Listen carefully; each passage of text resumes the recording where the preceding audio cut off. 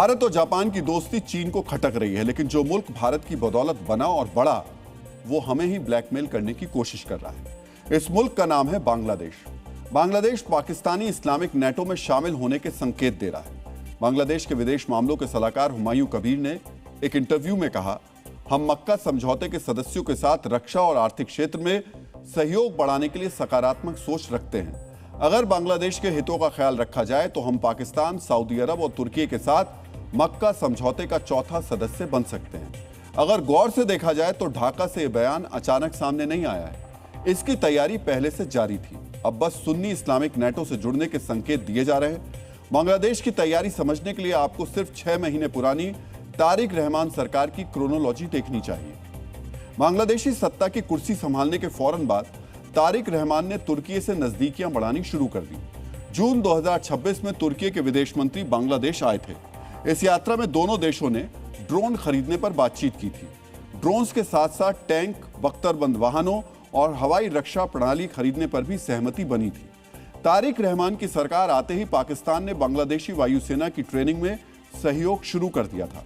बांग्लादेश ने पाकिस्तान से J-F-17 लड़ाकू विमानों की खरीद पर भी बातचीत की। बस सऊदी अरब एक ऐसा सदस्य है जिसके साथ बांग्लादेश ने अब तक कोई सैन्य डील नहीं की है। ये तथ्य बताने के लिए काफी है कि सुन्नी इस्लामिक नेटो में तारिक रहमान की पहले से दिलचस्पी है। बांग्लादेश से आए इस बयान का महत्व समझने के साथ ही बयान की टाइमिंग समझनी भी बेहद जरूरी है। बांग्लादेश के विदेश मंत्रालय ने 1 महीने पहले बयान जारी किया था। इस बयान में कहा गया था कि बांग्लादेशी पीएम तारिक रहमान भारत आएंगे। रहमान की यात्रा के लिए 21 से 23 अगस्त की एक प्रस्तावित तारीख भी बताई गई थी, लेकिन तारिक रहमान की भारत यात्रा की अब तक पुष्टि नहीं हुई है। उल्टा बांग्लादेशी अधिकारी सुन्नी इस्लामिक नेटो का नाम ले रहे हैं। बांग्लादेश का यह कदम संकेत दे रहे हैं कि तारिक रहमान का मकसद भारत को ब्लैकमेल करना है। दरअसल तारिक रहमान की नजर अपनी प्रतिद्वंदी शेख हसीना पर है। शेख हसीना को भारत में शरण मिली हुई है। तारिक रहमान की सरकार ने हसीना के प्रत्यर्पण की अर्जी भेजी है। बांग्लादेशी विदेश मंत्रालय ने भी जल्द से जल्द प्रत्यर्पण से जुड़ा बयान दिया है। बांग्लादेश की इन कोशिशों के बावजूद भारत ने शेख हसीना का प्रत्यर्पण नहीं किया।